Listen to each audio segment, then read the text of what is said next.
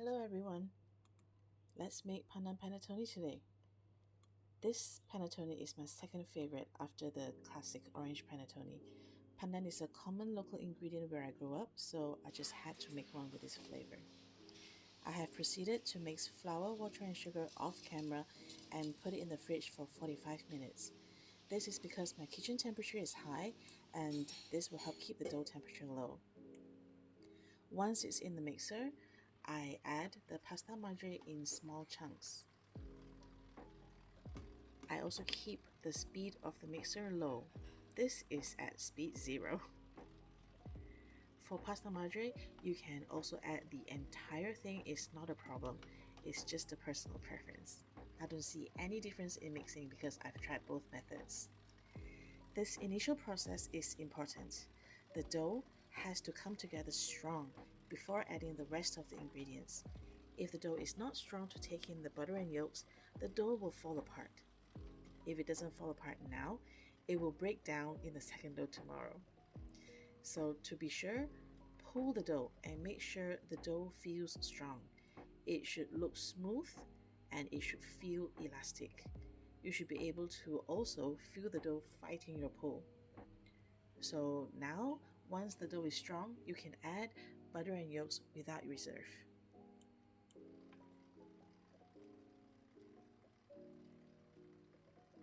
I add cold butter in small chunks and I squeeze them before putting into the bowl. This helps the butter absorb into the dough faster. The dough might look like it comes apart, but don't worry, it comes together again. It might look scary, but really, don't worry.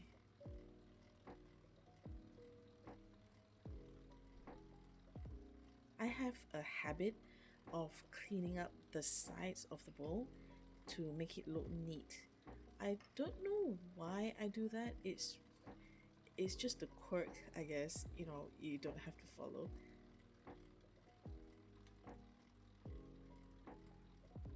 Now, the butter looks like it's being absorbed well, so when the butter is out of sight but not completely melted, add the yolks in 2 portions. It's also okay to add all at once. I've tried it as well and no issues. It's just that if you're new to making panettone, it might just look really scary. So now we just let it mix. Let it mix until all yolks are absorbed. You shouldn't be able to see any yellow bits here and there.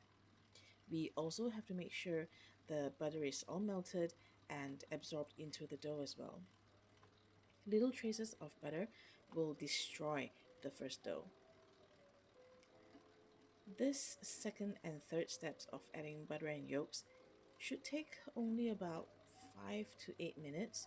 Then again, it really depends on your dough size and also what mixer you're using. Now I can see the dough pulling away from the bottom of the mixing bowl, and that is a great sign.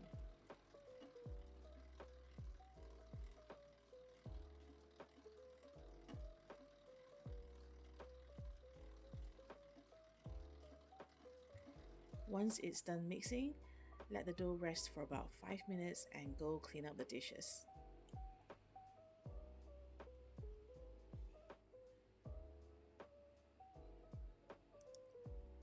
As you can see, when I pull the dough, it lifts up from the bowl with minimal residue. This is a sign that the dough is mixed well. I can also fold the dough with my hands unbuttered. I do not grease it, I do not put oil, I do not put butter, it's just dry hands. The dough doesn't make a mess on my hands either.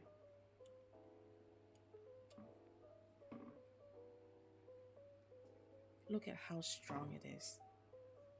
Here I'm just doing unnecessary folds, really unnecessary, just to show you how the dough looks like. You shouldn't have to do this. I fold the dough small because my container is small. This dough is transferred to my tall cylinder container to be proofed overnight at about 25 Celsius. When the dough triples, it usually takes about 12 hours for me. Once it triples, I will use it for the second dough. Now, the next day, this initial of the second dough is very important as well. I like to chill the first dough in the fridge for about 45 minutes before mixing it. Here I just pour in all the flour and dry malt and let it mix. This sometimes takes me about 5 minutes, sometimes 10 minutes. It depends on the size of the dough and also the condition of the first dough after fermentation. If it is too acidic, it will have trouble coming together. So I always pull it to check it and make sure it is strong enough before adding anything else. I have failed my second dough before and it is heartbreaking. Now let's pull the dough and check it. I can see that the dough isn't looking very smooth, and when I pull it, the hole looks jagged. So no, it is not ready. I let it mix for a few more minutes and I pull it and check it again. I don't know if you can tell, but the dough actually looks much smoother right now. And you can also see that pumpkin swirl around the dough. So let's pull it and check. Here I'm trying to form a window pane and I'm trying to pull it as thin as I can, and it's looking good. The hole is still slightly jagged, but it's fine just to add honey and vanilla. So that's what I'm going to do. I'm going to add honey and vanilla, and once it is absorbed into the dough should look smooth and silky, ready for yolks and butter.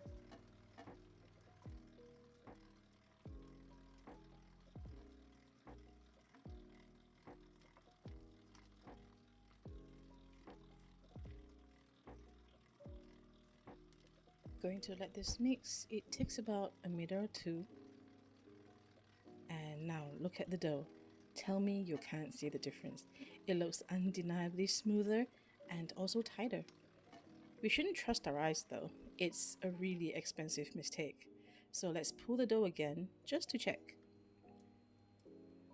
And this is what we want. I finally feel comfortable adding the next ingredients. Beautiful. Next up, I like to mix sugar to the yolks before adding them to the dough. This saves me more time, and time is of the great essence here. The longer you mix, the risk of gluten breaking down is also higher. I want to get this done in less than 30 minutes if possible. I know some of you mix close to 2 hours. That's really not recommended. For this yolk and sugar, I mix in small batches. This doesn't stress the dough too much, and I don't wait too long before adding the next batch. As you can see, the yolks aren't completely mixed in yet, and I will be adding the next batch.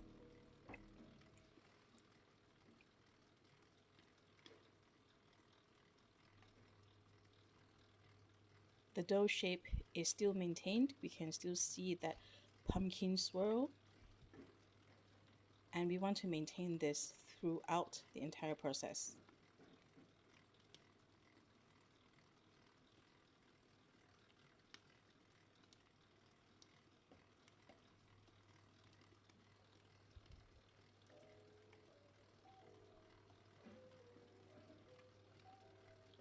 So next batch is added in. This will be pretty much on repeat until all the yolks are added into the dough. Once this stage is passed, it will be pretty much smooth sailing.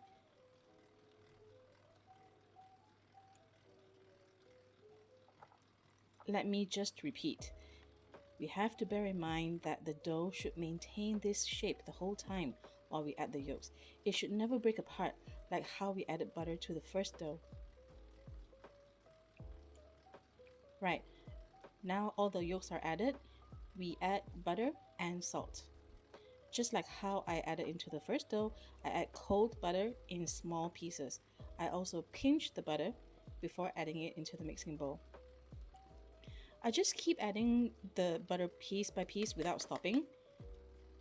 It's like a flow of things, just bit by bit until everything is added. I want to incorporate ingredients quickly, but not so fast that the dough can't keep up. I hope I'm making sense though. It's the first time I'm doing voiceover, so it might be a little bit awkward. You have to forgive me for that. Okay, so once all the butter are in, I let it mix for another 2 minutes. Then I add this pandan extract. As you can see, it is not watery. This is the core of the pandan essence. Let the blended pandan sink for a few days, and this is the very bottom of the green juice.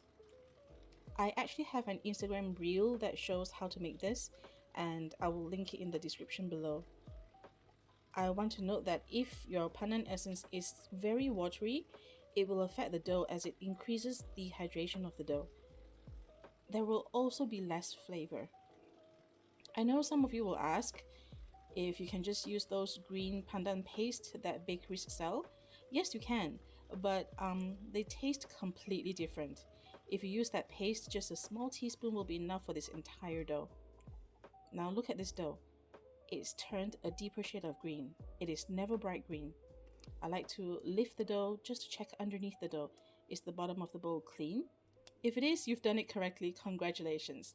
I also take this opportunity to feel for any butter that's not absorbed into the dough.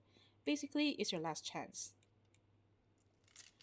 Raisins are washed and soaked, then drained overnight. Please avoid using wet raisins.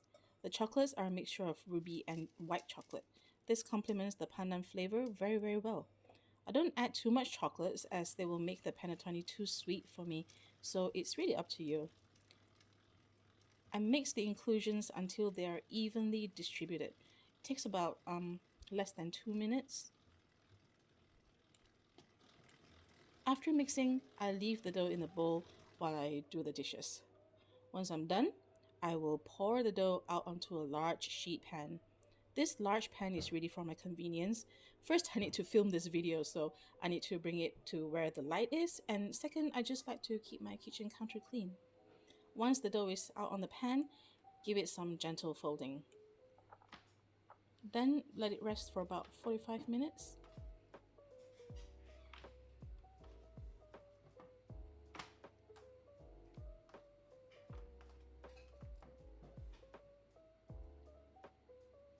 After 45 minutes, we portion the dough to whatever you need. Portion it, pre-shape it, and let it rest for 30 minutes before shaping. Now, this is new. I don't usually do it on the sheet pan, but because the light broke where my kitchen countertop is, so I have to do it here where the light is. Otherwise, I won't be able to film it for you. I portioned this into 3 because I'm making 3 1 kilo panettone.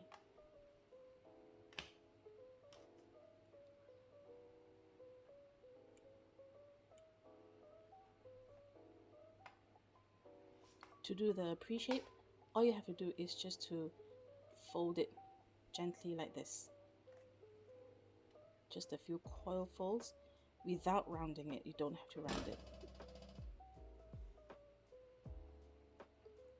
While waiting to shape, I place the skewers in the mold. I like to do this rather than poking a baked panettone because I'm just not very coordinated when I'm stressed, and I don't want the panettone to deflate while I try to, poke it in. This is the Chinese cardboard paper. Not my favorite, but that's all I have. Now for shaping, I'm gently folding it and rounding it as softly as I can. Don't shape it too tight because we really want the skin to be intact. If it's too tight, the skin will break, and that's it, friends. We can't salvage it.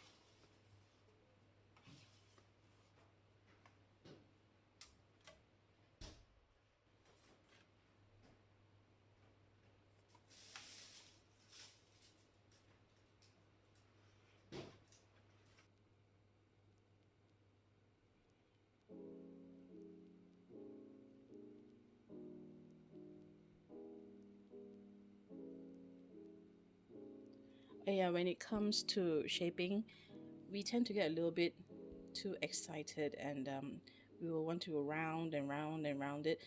Um, Try to restrain yourself.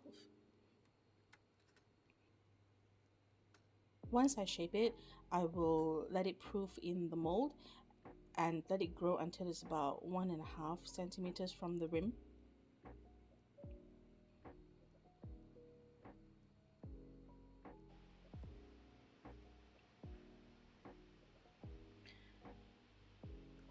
Since I don't glaze my panettone, I give it a light score and place a small piece of butter on top so the surface looks nice and brown.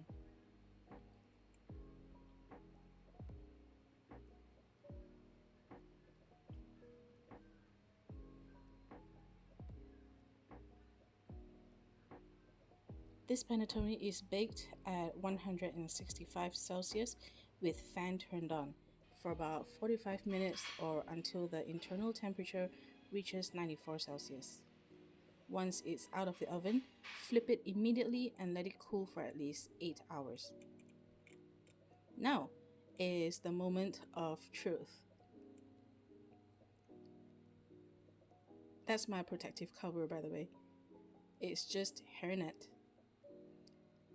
Oh, it's tall.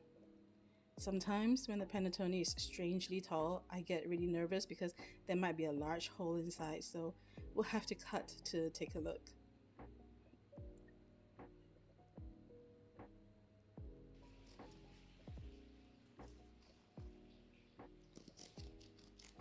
All right.